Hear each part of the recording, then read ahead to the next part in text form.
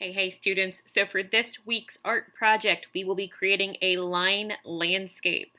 Now, before we jump into this, we will be talking about your goals for this week's project, as well as going over one of the 7 elements of art, as well as a couple of artists that both Miss Rosas and Miss Isaac are a big fan of.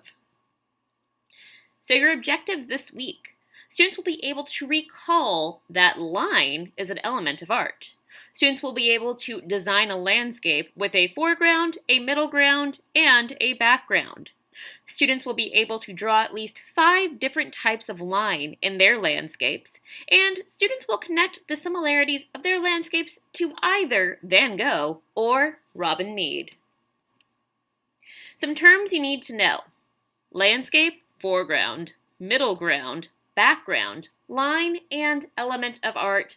Don't worry, we're about to go over those right now. First things first, what is a landscape? A landscape is any natural scene where there are no people. Again, biggest thing, no people. I know in this landscape you can kind of see a road over here, but we're going to ignore that and pretend like, oh hey, it's just beautiful mountains and sky. Again, no people, no buildings. Now, there's some terms you need to know before we jump into this. We talked very briefly on that first slide that had different definitions, the idea of a foreground, a middle ground, and a background. So in a landscape, we don't want to just have like a flat line and a tree and a flower and maybe a sun off in the corner. I know y'all have done that at least once in your lives. We want to try to make our landscapes look as realistic as possible. Now to do that, there's a really easy thing you can do, which is the idea of adding different areas in your landscape to make it look like there is depth, or like you could walk into it. So the first thing we need to think about is the idea of a foreground. Now a foreground is the area in a work of art, or in a photo, that is closest to a viewer. For us, it would be this area right here in the very front where we can kind of see this line that separates these different areas. A background in a work of art is the area that is furthest away from the viewer. What's kind of cool about this, we can see as things are further away, the lighter they become. Last area that we need to think about is that area between the foreground and the background. You might have already guessed it. It's called the middle ground. Again, it's the area between foreground, background, but you already knew that, I bet. Next idea we're going to talk about, and I realize I'm throwing a lot of information your way. I will have some videos linked if you would like to take your time, go back if you're really into learning about this, to really focus on the elements of art. And again, these are the foundations you need to become an amazing artist, or just to improve your artwork in general. So line is an element of art. Now, the elements of art, according to the Getty Museum, are the building blocks used by artists to create a work of art. Lines can come in many different forms. As you can see in this drawing to the left, lines can be horizontal, they can be vertical, diagonal, broken, zigzag, wavy, curved, spiral.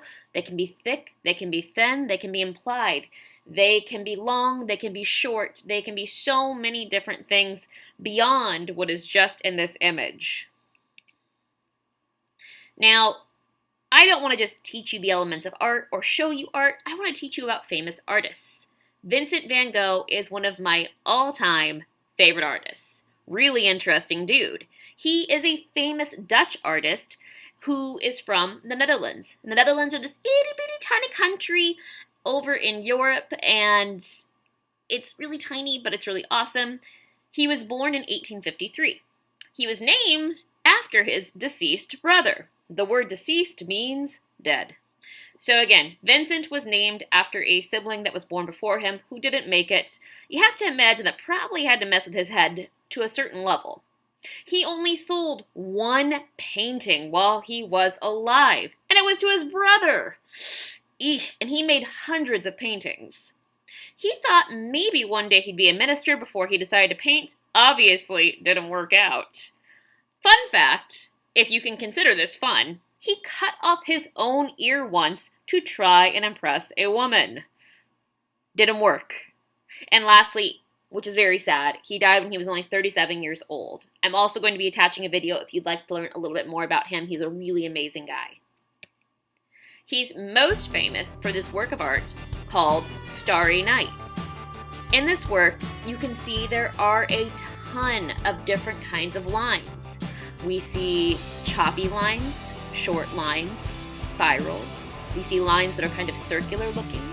We see wavy lines. We see thick lines. We see thin lines. This really is an amazing example of line work. Now, Miss Isaac's favorite artist for this project is a woman named Robin Mead. She's originally from New York. She's someone who's still alive. On her website, she says, "My background in social work profession has helped me to identify and appreciate the small beauties in life and to express the joy that comes with creating." So again, anytime you make a work of art, it doesn't have to be a masterpiece. It can just be you want to make something because it makes you feel good. She enjoys using bold color and different kinds of line to create magical, whimsical landscapes. Here's an example of a landscape she's done. Very different from Van Gogh's work, but also kind of similar. If we look in the front, we can see these same kinds of wavy lines in our foreground, very similar to what we saw in Starry Night. These big, wavy, dark objects kind of draw our eye in right in the foreground. And then we've got these nice mellow lines in the middle ground and these big, bold mountains in the background. It's a fun work of art. So your project, you're going to be using pencil, and if you don't have Sharpie, that's okay.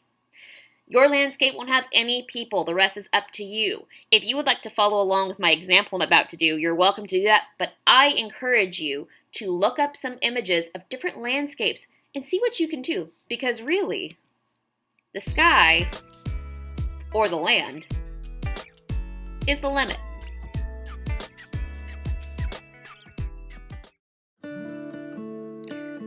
Alright everyone, so I've got my paper. I'm going to do a quick demonstration of what you can do for your landscapes.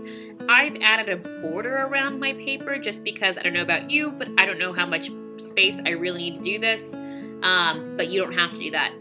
So right now what I'm doing is I'm sketching out where my foreground, middle ground, and background are going to go.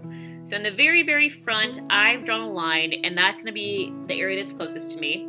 I've added a couple more lines in the middle ground area just to kind of separate the space. And lastly, I'm just adding some little curvy lines to show you where some mountains can be hanging out in the background. Now, I've chosen to do a desert landscape, so I'm very lightly going to go ahead and start sketching out some cactuses.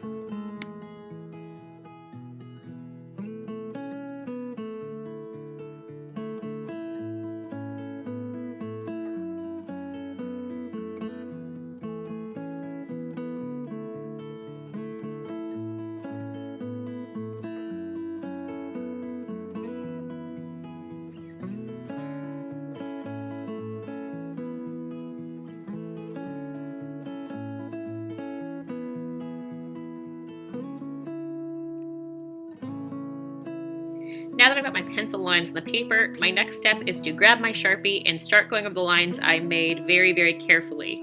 I'm also using some pens called microns. They make it really, really easy to get the fine lines you need. Also, be aware of areas where you can add thick lines, curvy lines, and then once you have everything laid out, your next goal is to go through and see where you can add just more detail. It doesn't have to be a realistic landscape. The whole idea is that you were having fun experimenting with line in this process.